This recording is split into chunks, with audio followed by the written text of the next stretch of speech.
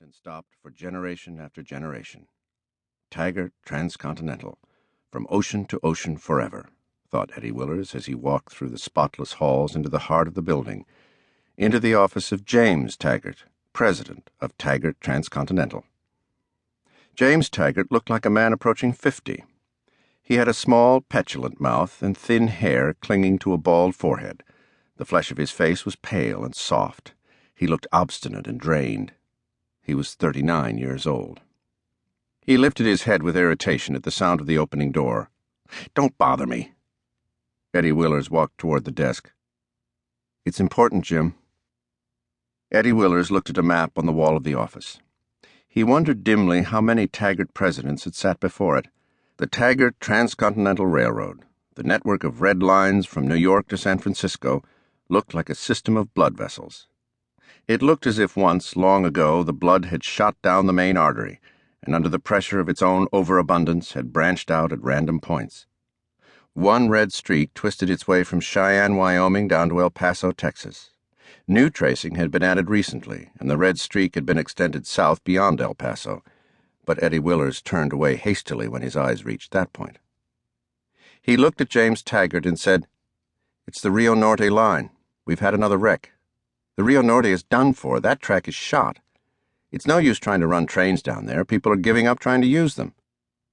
There's not a railroad in the country that doesn't have a few branches running at a deficit. It's a national condition, a temporary national condition, just as soon as we get the new track."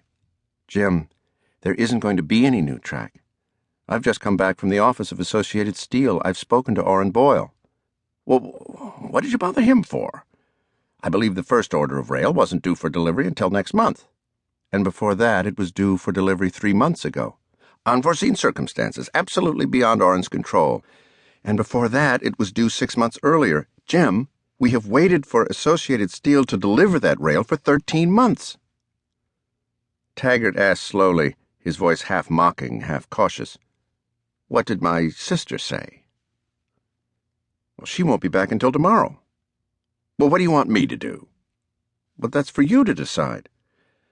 "Well, whatever else you say, there's one thing you're not going to mention next, and that's Reardon Steel." "All right, Jim, I won't mention it." "Orrin is my friend. Orrin Boyle will deliver that rail just as soon as it's humanly possible. So long as he can't deliver it, nobody can blame us." "Jim, don't you understand that the Rio Norte line is breaking up, whether anybody blames us or not? People would put up with it if it weren't for the Phoenix Durango." He saw Eddie's face tighten. "The Phoenix Durango is doing a brilliant job. It's got most of the freight traffic of Arizona, New Mexico, and Colorado now. Jim, we can't lose Colorado. It's our last hope. If we don't pull ourselves together, we'll lose every big shipper in the state to the Phoenix Durango. We've lost the Wyatt oil fields." "Oh, I don't see why everybody keeps talking about the Wyatt oil fields." "Because Ellis Wyatt is a prodigy who—" "Damn Ellis Wyatt!" Eddie thought of the oil field that had been only a rocky patch in the mountains of Colorado, given up as exhausted long ago.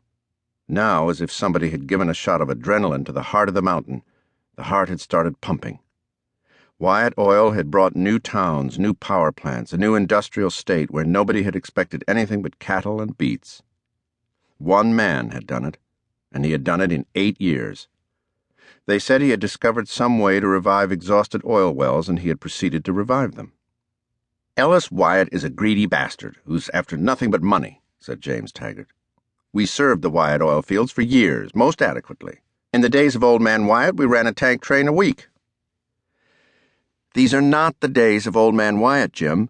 The Phoenix Durango runs 2 tank trains a day down there, and it runs them on schedule." "Oh, what does he expect?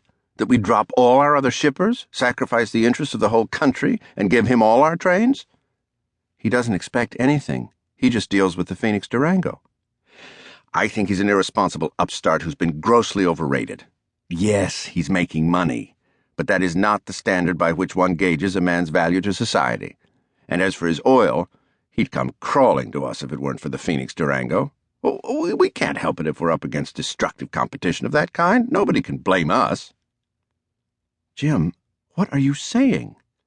Does it matter that nobody blames us when the road is falling apart?" "I appreciate our